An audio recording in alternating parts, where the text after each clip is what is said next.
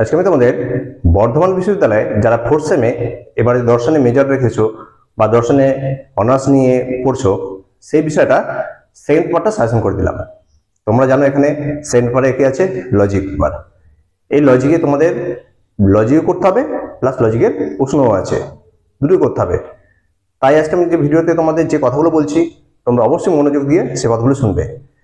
তোমরা শুধু যদি লজিক করো তাতেও ফুল নাম্বার পাবে না, আর শুধু প্রশ্নগুলো তাতেও ফুল মার্কস পাবে না। তাই কিভাবে করলে তোমাদের ফুল মার্কস আসবে, অর্থাৎ অর্থাৎ তোমরা 60 নম্বর অ্যান্সার দিয়ে আসতে পারবে, তা আমার এই ভিডিওটা সম্পূর্ণ দেখলেই বুঝতে পারবে।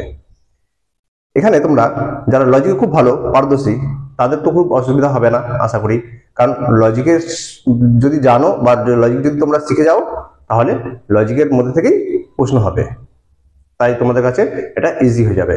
আর যারা ধরো লজিক করতে পারছো না ঠিক মতো, তাদের ক্ষেত্রে একটু অসুবিধা হবে। তারা আমার এই ভিডিওটা ভালো মতো ফলো করো এবং প্রশ্নগুলো ভালো মতো শোনো, আর এই প্রশ্নগুলোকে তোমরা ভালো মতো তৈরি রাখবে, তাহলে দেখবে তোমরা ভালো নম্বর তুলতে পারবে। আর আমি এর কিছু ভিডিও আপলোড করেছি আগেই, সেই ভিডিওগুলো তোমরা দেখো, প্র্যাকটিস করো, বুঝতে আসতে হলে আমাকে কমেন্ট করো, আমি চেষ্টা করবো এরপরে আরো লজিকের ভিডিও আপলোড করতে। আর এই প্রশ্নগুলো দেখবে যে তোমরা কিন্তু একটাও বাদ দেবে না, এগুলো কিন্তু খুব গুরুত্বপূর্ণ প্রশ্ন তুলেছি আমি, এগুলো প্রত্যেকটাই তোমরা ভালো মতোভাবে করবে। আর তোমরা যারা এখন চ্যানেলটি সাবস্ক্রাইব করনি অবশ্যই সাবস্ক্রাইব করে রাখবে। দেখবে এভাবে তোমাদের আমি মেজরের সমস্ত পেপারগুলো সেক্টরগুলো সাজেশন করে হাতে মুঠে তুলে দিচ্ছি, এবং মাইনর পেপারগুলো তোমরা বাড়িতে বসেই সেগুলো প্র্যাকটিস করে বা সেগুলো তৈরি করে পরীক্ষায় ভালো নম্বর পেয়ে যাবে। দেখো আজকে আমি কি দিয়েছি, আজকে লজিকটা আমি পরে বলছি, কারণ লজিক নিয়ে আমি এর আগে কয়েকটা ভিডিও করেছি, তোমরা দেখেছো নিশ্চয়ই, বা যারা দেখোনি আমার চ্যানেলে গিয়ে অবশ্যই দেখে নাও যে আমি কি কি লজিকের ভিডিও দিয়েছি তোমাদের ফোর্থ সেমিস্টারের জন্য, সেগুলো কিভাবে প্র্যাকটিস করবে।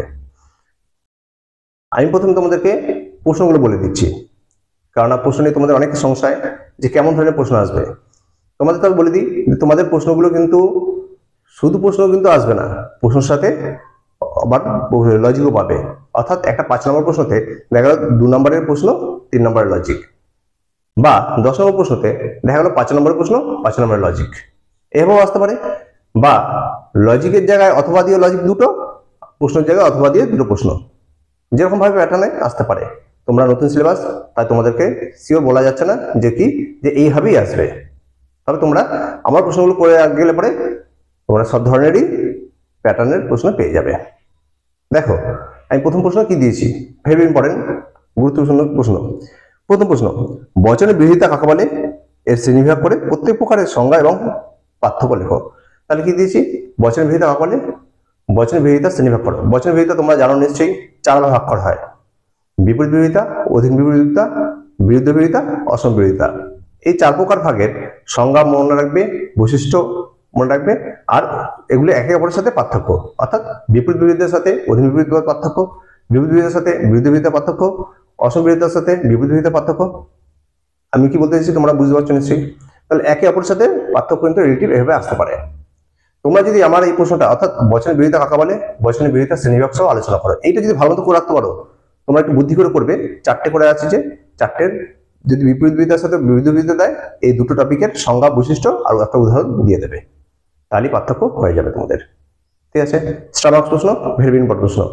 এই জায়গা থেকে তোমরা যেটা পার্থক্য বেশি দেখবে সেটা হচ্ছে গিয়ে বচন বিরোধিতার মধ্যে পার্থক্য, সেটা হচ্ছে বিপরীত বিরোধিতা, আর হচ্ছে বিরুদ্ধ বিরোধিতা।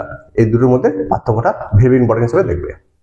দেখো নেক্সট প্রশ্ন, বাক্য বচন কাকে বলে, উভয়ের পার্থক্য লেখো। বাক্য বচন কাকে বলে, উভয়ের পার্থক্য। ঠিক আছে, তারপরে প্রশ্ন, কপি নির্দেশিত নিরপেক্ষ ন্যায় কাকে বলে, নিরপেক্ষ ন্যায়ের বৈশিষ্ট্য। অর্থাৎ কি নিরপেক্ষ ন্যায় কাকে বলে, নিরপেক্ষ ন্যায়ের বৈশিষ্ট্য। এর সাথে যেটা দেখবে সেটা হচ্ছে নিরপেক্ষ ন্যায়ের পদগুলি সম্পর্কে আলোচনা করো। নিরপেক্ষ ন্যায়ের পদগুলি কি, নিরপেক্ষ ন্যায়ের পদগুলি হচ্ছে গিয়ে সাধ্যপদ, পক্ষপদ আর হচ্ছে হেতুপদ, এই 3টে পদ সম্পর্কে আলোচনা। ঠিক আছে, এই প্রশ্নটা কিন্তু ইম্পর্টেন্ট প্রশ্ন। দেখো পরের প্রশ্ন, ব্যাপ্যতা কাকে বলে, ব্যাপ্যতার নিয়মগুলি লেখো। ব্যাপ্যতা কাকে বলে, ব্যাপ্যতার নিয়মগুলি লেখো। ব্যাপ্যতা বলতে কোনগুলো, ব্যাপ্য অবাপ্য যে তোমরা করে এসেছো সে ব্যাপ্য অবাপ্য, অর্থাৎ লজিক থেকেই কিন্তু প্রশ্ন, লজিক করে গেলে তোমরা প্রশ্নগুলো পেয়ে যাচ্ছ। নেক্সট প্রশ্ন, বচনের অস্তিত্বমূলক তাৎপর্য কি, আর AEIO বচনের অস্তিত্বমূলক তাৎপর্য লেখো। অর্থাৎ কোন কোন বচনের অস্তিত্বমূলক তাৎপর্য আছে আর কোন কোন বচনের অস্তিত্বমূলক তাৎপর্য নেই, এই প্রশ্নটা কিন্তু ভালো মতো করবে, স্টার মার্কস প্রশ্ন। তোমরা ভেবে নাও 100% কমন তোমরা এই প্রশ্নটা পেয়ে গেলে, আশা করি 10 নম্বরের জন্য এটা পেয়ে গেলে। যদি এটা ধরো এরকম দিল যে কোন কোন বচনে অস্তিত্বের তাৎপর্য আছে, তাহলে হচ্ছে কি 5 নম্বরে, বা কোন কোন বচনে অস্তিত্বের তাৎপর্য নেই আলোচনা করো, তাহলে হচ্ছে 5 নম্বরে। আর যদি পুরোপুরি একসাথে দেয় তাহলে হচ্ছে গিয়ে 10 নম্বরে। ভেরি ইম্পর্টেন্ট প্রশ্ন, স্টার মার্কস করে রাখো এটা। এটা তোমরা হাতের মুঠে পেয়ে গেলে, এটা পরীক্ষায় পেয়ে গেছো। তারপর প্রশ্ন, বুলীয় ভাষ্য কি? নিরপেক্ষ বচনগুলি বুলীয় ভাষ্য লেখো। অর্থাৎ কি বুলীয় ভাষ্য কি? নিরপেক্ষ বচনের বুলীয় ভাষ্যগুলি লেখো। এইটা তোমাদের 2 নম্বর প্রশ্ন হিসেবে ইম্পর্টেন্ট। তোমার প্রশ্ন, নিরপেক্ষ বচনের চতুর্বর্গ পরিকল্পনা সম্পর্কে লেখো। নিরপেক্ষ বচনের চতুর্বর্গ পরিকল্পনা সম্পর্কে লেখো। এই প্রশ্নটা যদি তোমাদের ঘুরিয়ে দেয়, অর্থাৎ অন্যরকম ভাবে প্রশ্ন দেয়, সেটা হচ্ছে কি দেবে? সেটা হচ্ছে গিয়ে গুণ ও পরিমাণ অনুসারে বচনের শ্রেণীবিভাগ করো। গুণ ও পরিমাণ অনুসারে বচনের শ্রেণীবিভাগ, অর্থাৎ কি নিরপেক্ষ বচনের চতুর্বর্গ পরিকল্পনাতে গুণ ও পরিমাণ, গুণ দিক দিয়ে 2 ভাগ করা হয়, একটা সহার্থক অনর্থক, আর পরিমাণ দিয়ে 2 ভাগ করা হয়, একটা সার্বিক আর একটা বিশেষ। লজিক করার সময় কিন্তু এগুলো প্রত্যেকটা ডিটেলসে আলোচনা করে, প্রত্যেকটা বুঝিয়ে ধরে একদম পুরো শেখানো হয়। তোমরা যদি লজিক এখান থেকে শিখতে পারো, প্রশ্ন তোমাদেরকে খালি একবার চোখ বলাতে হয়, তোমরা প্রশ্ন মুখস্থ করতে হয় না, লজিক করলেই হয়ে যায়। দেখো তারপরে, বচন কাকে বলে, ইহা কয় প্রকার কি কি, এবং এর পার্থক্য। অর্থাৎ বচন ইহা কয় প্রকার কি কি মানে হচ্ছে গিয়ে 2 প্রকার, একটা হচ্ছে নিরপেক্ষ বচন, একটা সাপেক্ষ বচন। অর্থাৎ নিরপেক্ষ সাপেক্ষ বচনের পার্থক্য, উভয় পার্থক্য মানে নিরপেক্ষ সাপেক্ষ বচনের পার্থক্য। ঠিক আছে। নেক্সট প্রশ্ন, আবর্তন ও বিবর্তন কাকে বলে, এদের নিয়মগুলি লেখো বা বৈশিষ্ট্য। তাহলে কি আছে, আবর্তন ও বিবর্তন কাকে বলে, এদের নিয়মগুলি লেখো। অর্থাৎ আবর্তনের নিয়ম এবং বিবর্তনের নিয়ম। তাহলে তোমরা ভেরি ইম্পর্টেন্ট করবে আবর্তনের নিয়ম, তোমাদের কিন্তু ইম্পর্টেন্ট বেশি আবর্তনের নিয়ম। ঠিক আছে, স্টার মার্কস প্রশ্ন কিন্তু এটা ভেরি ইম্পর্টেন্ট। তারপরে দেখো এর সাথে যেটা দেখবে সেটা হচ্ছে গিয়ে অবচনে আবর্তন কেন সম্ভব নয়। কি প্রশ্ন দিচ্ছি, অবচনে আবর্তন কেন সম্ভব নয়, তা লেখো। তোমাদের 2 নম্বরেও আসতে পারে, আবার 5 নম্বরেও আসতে পারে। দেখো এই হচ্ছে গিয়ে টোটাল আমি প্রশ্ন দিয়েছি, এই হচ্ছে আমি টোটাল প্রশ্ন দিয়েছি। এবারে তোমাদের লজিকের মধ্যে দিয়ে কি কি থাকবে, লজিকের মধ্যে দিয়ে তোমাদের আছে গিয়ে এবারে ভেনচিত্রের মাধ্যমে বহির্দা বিচার। কি দেবে, ভেনচিত্রের মাধ্যমে বহির্দা বিচার করো। ভেনচিত্রের মাধ্যমে বহির্দা বিচারের সাথে আরো অন্যরকম ঘুরিয়ে দিতে পারে, সে তোমরা লজিক গুলো দেখলে পরে বুঝতে পারবে। আমি এখানে বেশি আলোচনা করলাম না, কারণ এটা আমি লজিক ক্লাস করাচ্ছি না, এটা আমি করাচ্ছি প্রশ্নের ক্লাস। তাও আমি পুরো ধারণাটা দিয়ে দিচ্ছি তোমাদেরকে, ভেনচিত্রের মাধ্যমে বহির্দা বিচার। পরের প্রশ্ন, আবর্তন বিবর্তন এর করতে দেবে। অর্থাৎ কি, একটা লজিক দিয়ে দিল, অর্থাৎ একটা বাক্য দিল, বললে এর আবর্তন করো বা বিবর্তন করো বা আবর্তনের বিবর্তন করো। এগুলো সব কিভাবে করতে হয় সব আমার আগের ভিডিওতে আছে, তোমরা দেখে নিতে পারো। ঠিক আছে, তারপরে যদি বুঝতে অসুবিধা হয় আমাকে কমেন্ট করো, আমি তোমাদেরকে চেষ্টা করবো পরে ভিডিওতে আবার বুঝিয়ে দেওয়ার জন্য। দেখো তারপরে যেটা থাকবে সেটা হচ্ছে সত্য সারণীর সাহায্যে বহির্দা বিচার। সত্য সারণীর সাহায্যে বহির্দা বিচার, এটা আমি যে ভিডিওটা করেছি সেটা হচ্ছে সত্যাপেক্ষক নাম দিয়ে, আমার থাম্বনেলে যেটা আছে সেটা হচ্ছে সত্যাপেক্ষক নাম দিয়ে দেওয়া আছে।